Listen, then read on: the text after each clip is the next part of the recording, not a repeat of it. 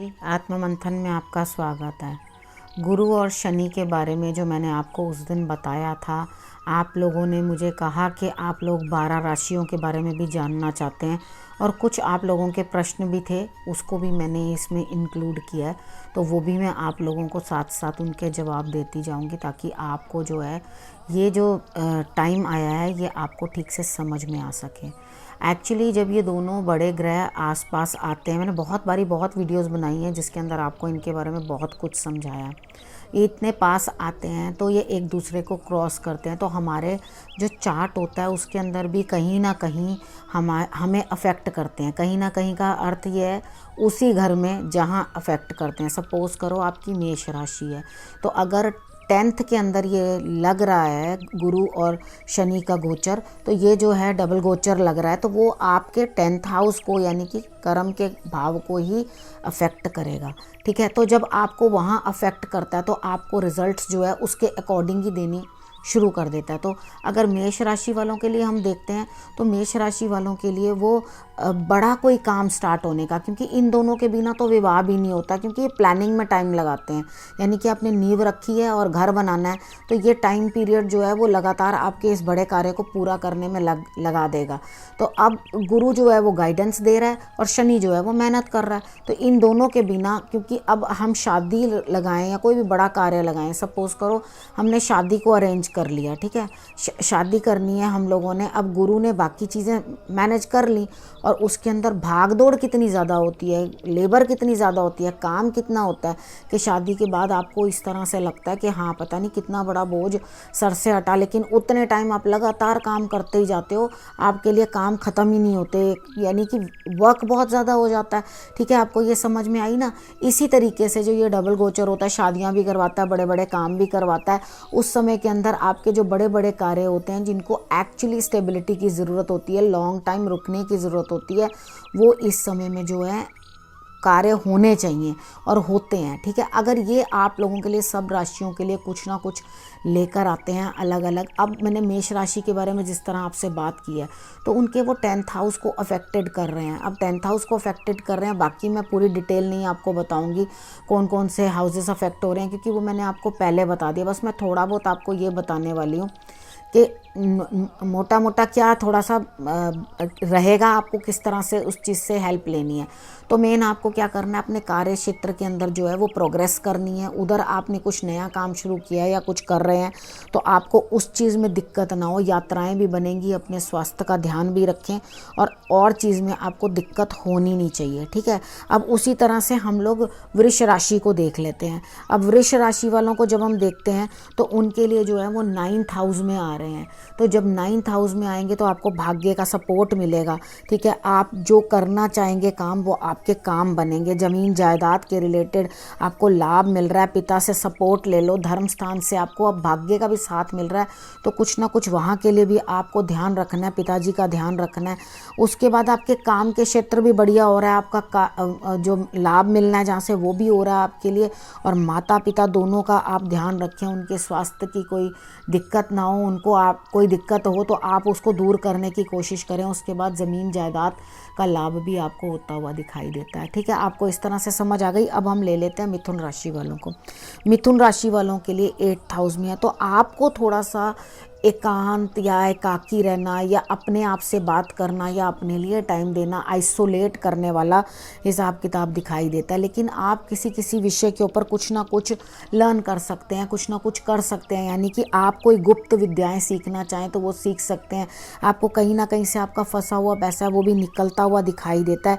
थोड़ी रुकावटें आएंगी और थोड़े थोड़े परिश्रम करते रहना, तो ये आपका काम जो है खुद ब खुद आगे के आगे बढ़ता चला जाएगा। ठीक है, उसके बाद रुकावटों के बाद भी आप जो है वो प्रोग्रेस करेंगे। बाकी मेहनत आपको बहुत करनी पड़ेगी, उसके बाद आपको लाभ प्राप्त होगा। ऐसा कुछ नहीं है कि आपको लाभ प्राप्त ना हो या आपके काम में कुछ ना कुछ प्रोग्रेस ना हो।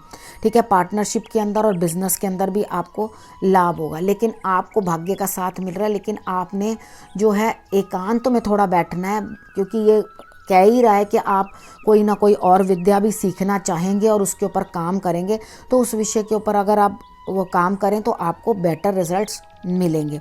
ठीक है, उसके बाद हम बात कर लेते हैं कर्क वालों के लिए। तो कर्क वालों के लिए तो अगर कोई कंपटीशन है या प्रमोशन मिलनी है या कुछ ना कुछ, अब आपके रिलेशनशिप्स जो हैं, जैसे अगर सपोज़ करो कि आपने रिश्ते की ही कोई बात की है, तो रिश्ते की बात जो है वो आगे बढ़ने में, शादी में कन्वर्ट होने के लिए और फिर उसके बाद ससुराल पक्ष की सहमति लेने के लिए आपको थोड़ा इस समय में काम करना पड़ेगा। तो मेन आपके पार्टनरशिप, आपके बिजनेस और आपके विवाह के लिए जो प्रोग्रेस है उसके ऊपर ही काम करता हुआ आप दिखाई देते। तो ऐसा ना हो थोड़ी थोड़ी देर के बाद वो चीज़ लटके या कुछ हो, आप उस चीज़ के ऊपर काम करना, वाणी के ऊपर अपने कंट्रोल रखना, उस हिसाब से बात करना जिसके साथ बने। आपका पराक्रम भी बढ़ रहा है, काम भी आप बेटर कर रहे हैं और उसके बाद जो है आपका खर्च भी बन रहा है। तो उसके अकॉर्डिंग जब ये इस तरह की प्रोग्रेस शुरू होगी तो डेफिनेटली आपके 7th हाउस में जो है वो विवाह का भी होता है, जीवन साथी का भी होता है, बिजनेस भी, पार्टनर भी, उसके लिए रिलेटेड होता है। तो आपको उस जगह से पता चलता है कि आपके लिए क्या बेटर रहने वाला है। अब हम बात कर लेते हैं सिंह राशि वालों के बारे में। अब सिंह राशि वालों के लिए जो है 6th हाउस के अंदर आते हुए दिखाई देते हैं। ना तो आपके लिए गुरु इतना फेवरेबल हो रहे हैं ना शनि। तो आप क्या करेंगे, जो भी काम करेंगे ना, आप काम में बिल्कुल एकदम किसी की बातों में आके लग तो पड़ते हैं, क्योंकि आपको अगर कोई ये समझा दे कि आप बॉस हो, क्योंकि आपका सूर्य का नंबर है, तो आपको कोई ये बता दे कि आप ही बॉस हो, तो आप इतना फूल जाते हो कि आपको यही नहीं पता चलता कि आप सही कर रहे हो या गलत कर रहे हो। ठीक है, यानी कि सही का साथ दे रहे हो या गलत का साथ दे रहे हो। उसके बाद क्या होता है, जब वो काम निकल जाता है ना, या वो सामने वाला आपसे काम निकाल लेता है या खुद फ़ायदा उठा लेता है उस चीज़ का, उसके बाद आपको रियलाइज़ होता है कि मैंने कहाँ गलत था या थी, तो या मेरे को क्या करना चाहिए था, मुझे क्या करना चाहिए था। ठीक है, अब उसके बाद है कि आपको कोई नया जो काम शुरू करना है, वो आप कुछ ना कुछ नए सिरे से जॉब रिलेटेड कुछ ना कुछ काम करोगे, यानी कि जॉब चेंज या कुछ जॉब से लाभ प्राप्त करने की कोशिश करोगे।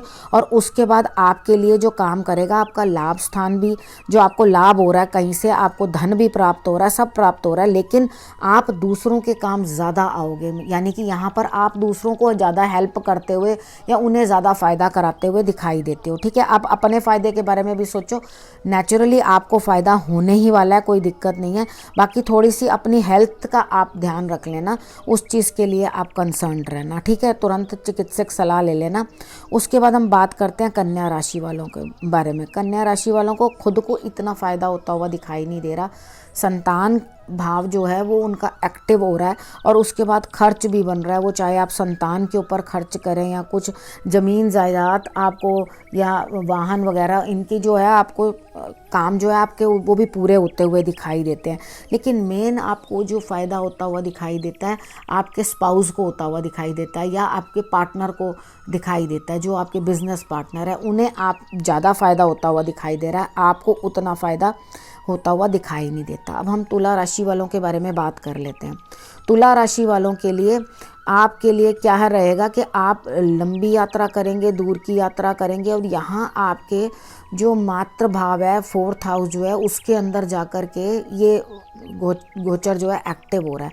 तो यहाँ वो एक्टिव होने पे आपको भाग्य का साथ भी दे रहा है, आपका पराक्रम भी बढ़ा रहा है और आपके लिए जो है लाभ भी दे रहा है। यानी कि अगर आप पढ़ रहे हैं या कुछ रह गया था आपका पढ़ना भी, या कुछ छूट गया था, कुछ सीखना भी छूट गया था, तो वो भी होगा। अगर आपका कहीं प्रेम संबंध है तो वहाँ पर भी आपको फ़ायदा होता हुआ दिखाई देता है। स्टूडेंट्स के लिए भी बता दिया, और जो अपनी गृहस्थी बसाने के लिए लगे हुए हैं उनके लिए भी भाग्य का साथ मिलता हुआ दिखाई देता है। पिता सपोर्ट करेंगे और छोटे भाई बहन भी आपको सपोर्ट करेंगे और आपको वहाँ से भी सपोर्ट मिलता हुआ दिखाई देता है। माता का भी सपोर्ट मिलता हुआ दिखाई देता है। आप वाहन और प्रॉपर्टी के रिलेटेड कुछ ना कुछ बेचना हो या ख़रीदना हो, उसके खरीद फरोख्त भी आप कर सकते हैं। और इन केस अगर आप प्रॉपर्टी डीलर हैं इस राशि के, तो आपको ये टाइम जो है 60 डेज़ ये जो टाइम आया है आपको, मैं मंगल वाले बीच में वो कर रही थी, मिक्स कर दिया, तो आपको ये जो टाइम आया है वो आपको प्रॉपर्टीज़ के अंदर भी जो है देने की कोशिश करेगा। और ये जो टाइम रहेगा, मैंने टाइम का बोल ही दिया, ये 5 अप्रैल तक रहने वाला है। ठीक है, उतने टाइम के दौरान आपको ये गोचर जो है वो क्या लाभ देगा। उसके बाद हम बात कर लेते हैं वृश्चिक राशि वालों के। आपका कहीं पैसा फंसा होगा या कुछ हो तो आपको लाभ मिलेगा। आपको मेहनत सही डालनी पड़ेगी। अगर आपने मेहनत नहीं डाली यार, आप सोचो मैं बैठे बैठे ही सब कुछ हो जाएगा, तो वो नहीं होगा। आपको ज़रूर किसी ना किसी से मदद लेनी पड़ेगी। मदद भी लें और उसके बाद अपने काम भी करें, तो आपकी परेशानियां ज़रूर आएंगी। बीच बीच में आपको लगेगा कि परेशानियां आ रही हैं, लेकिन धीरे धीरे जो है सारी चीज़ें सॉर्ट आउट हो जाएंगी इस टाइम पीरियड के अंदर और आपको अच्छे रिजल्ट्स जो है वो दिखाई देंगे। ठीक है, आपने मेन जो करना है अपना मेहनत कम नहीं करनी। ठीक है, और उसके बाद बोलचाल में या खान पान में भी थोड़ा तरीके के साथ रहना है। आपने गलत चीज़ें ना खानी है, गलत चीज़ों का सेवन करना है, ना गलत बातें बोलनी है। ठीक है, इन ऑल आपको फ़ायदा होता हुआ दिखाई देता है। अब हम धनु राशि वालों के बारे में बात कर लेते हैं। धनु राशि वालों के लिए सेकंड हाउस में है, तो आपके लिए तो धन का लाभ ही दिखाई देता है। बस आपने करना क्या है, थोड़ा अपना खान पान पे ध्यान रखना और अच्छी चीज़ों का सेवन करना, यानी कि पक्का खाना। पक्का खाने का मतलब होता है कि आपने क्योंकि धनु राशि है तो वो गुरु थोड़ा हेल्पफुल होना चाहिए वहाँ पर। तो आपने पक्का खाने का मतलब होता है जो हमारे घर में खाना बनता है। ठीक है, आपने ऐसा खाना नहीं खाना जो बासा बचा हुआ है, पहले का बचा हुआ है, वो चीज़ें आपने अवॉइड करनी है। तो खान पान के अंदर जो घर का खाना बनता है, रोटी सब्जी दाल चटनी दही रायता, मतलब इस तरह का करके घर का खाना जो है वो आप खाओगे तो आपके लिए दिक्कतें नहीं आएंगी, आपको बेटर। अब ये चीज़ का आप ध्यान रख लेना, इस समय के अंदर आपके भूमि वाहन, ये जो भी काम आपने कोई प्लॉट ले रखा है उसमें काम कराना है या कुछ कार्य क्षेत्र में कुछ कर रहे हो, तब आप जब जब वो काम करने शुरू करोगे इस टाइम पीरियड के अंदर करोगे तो वो प्रोग्रेस की तरफ बढ़ते हुए दिखाई देते हैं। तो पिता और माता दोनों का आशीर्वाद लेना और उसके हिसाब से ही आप काम करना तो आपके लिए बेहतर रहेगा। ठीक है, अब हम उसके बाद बात कर लेते हैं मकर राशि वालों के बारे में। तो मकर राशि वालों के लिए जो है लग्न भाव के अंदर है, उनके लिए ये जो गोचर बन रहा है वो अपने बॉडी के ऊपर ही बन रहा है। तो आपका खर्च बन रहा है। मेहनत तो आप करोगे किसी भी फील्ड के अंदर, लेकिन करोगे क्या, आपका खर्चा बन जाएगा। तो इस समय पर आप ये मत सोचना कि हाँ भाई खर्चा तो होता जा रहा है, खर्चा तो होता जा रहा है। मेन यहाँ पे क्या दिखाई देता है कि आपके पार्टनर को लाभ हो सकता है, आपको उतना लाभ होता हुआ दिखाई नहीं देता। ठीक है, आपके खर्चे ज़्यादा बन रहे हैं और अगर आप तरीके के साथ चलोगे, अपनी पॉकेट को मैनेज करके रखोगे या पॉकेट फ्रेंडली हो जाओगे तो आपको जो है बेटर आपको रिजल्ट जो है दिखाई देगा। ठीक है, आप अननेसेसरली इधर उधर अपना पैसा मत फंसाना और अपने पैसे को जो है संभल के चलाना, तब आपको फ़ायदा होगा, अदरवाइज़ नहीं। थोड़ा अपना स्वास्थ्य का भी आपने ध्यान रखना है, क्योंकि आप क्या करोगे, बिल्कुल दिल हार लोगे कि हाँ मेरे को इसमें लाभ नहीं हो रहा, उसमें लाभ नहीं हो रहा। तो एक ही बात है, अगर आपके जीवन साथी को लाभ हो रहा है या आपके पार्टनर को लाभ हो रहा है तो वो आपके लिए ही तो फ़ायदा है, आ तो आपके घर में ही रहा है ना। अब उसके बाद सेकंड हम ले लेते हैं कुंभ राशि वालों को।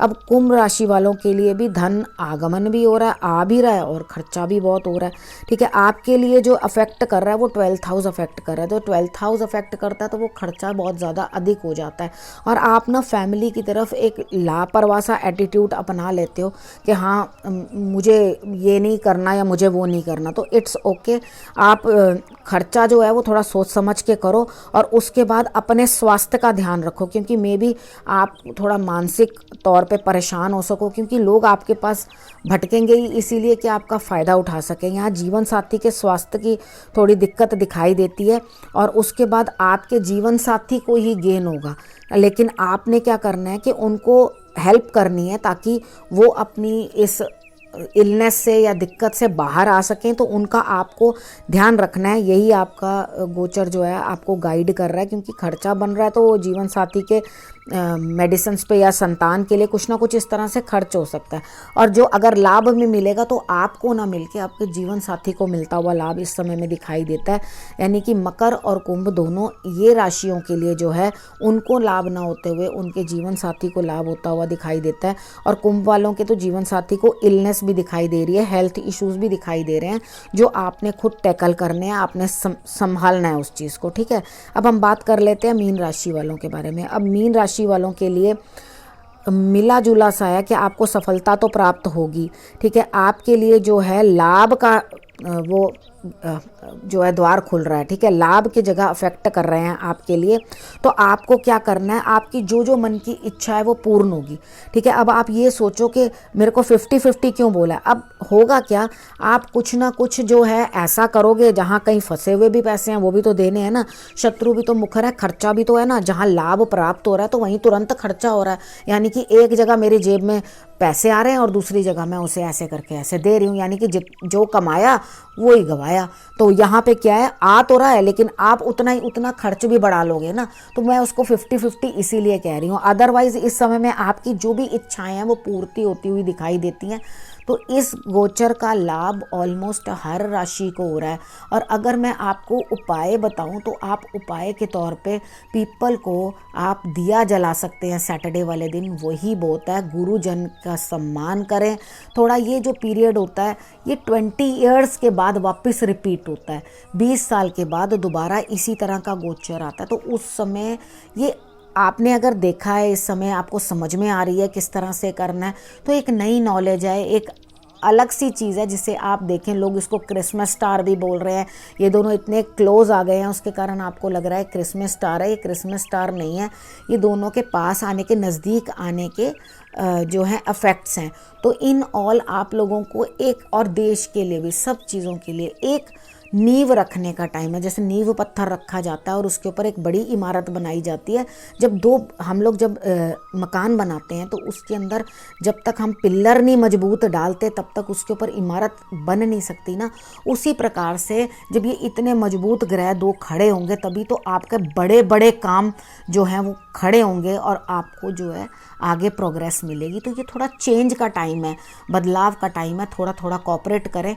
और मैंने आपको जो गाइड किया उसके अनुसार, हाँ, एक प्रश्न मेरा किसी ने पूछा था मुझसे, उन्होंने कहा कि भाई क्या मेरी गुरु की महादशा है, गुरु की अंतरदशा है, या मेरा मूलांक 3 है तो मुझ पे क्या अफेक्ट होगा। आपके ऊपर गुरु ही ज़्यादा अफेक्ट करेंगे, गुरु का रिजल्ट आपके ऊपर ज़्यादा दिखाई देगा। क्योंकि जब आपकी शनि की महादशा चल रही होगी या अंतरदशा चल रही होगी या प्रतंतर चल रही होगी तो शनि अपना अफेक्ट दिखाएगा, और अगर गुरु की चल रही है तो गुरु अपना अफेक्ट आपके ऊपर दिखाएंगे। तो आप इन चीज़ों को समझ के चलें तो उसके हिसाब से आप अपना रिजल्ट जो है वो देखें। अब ये जो मैंने आपको बताया है वो चंद्र राशि के अनुसार बताया है, ठीक है। आप उसके अकॉर्डिंग जो है अपना अपना देख सकते हैं। आप लग्न से देखोगे तो भी सेम ही रिजल्ट आएगा, लेकिन वो चीज़ चंद्र जो है वो आपके मन को अफेक्ट करता है, और जो आपका लग्न है वो आपकी बॉडी को अफेक्ट करता है। तो आप जिस तरह से चाहो उस तरह से देख सको अगर आपको मालूम है। जिन्हें नहीं मालूम है वो लोग ये दो चीज़ें नहीं समझ पाते, तो वो सिर्फ चंद्र राशि के अकॉर्डिंग समझें और उस चीज़ को अपने ऊपर इम्प्लीमेंट करें, राइट। अब इस विषय को मैं यहीं समाप्त करती हूँ, नए विषय के साथ फिर से आऊँगी, तब तक के लिए नमस्कार।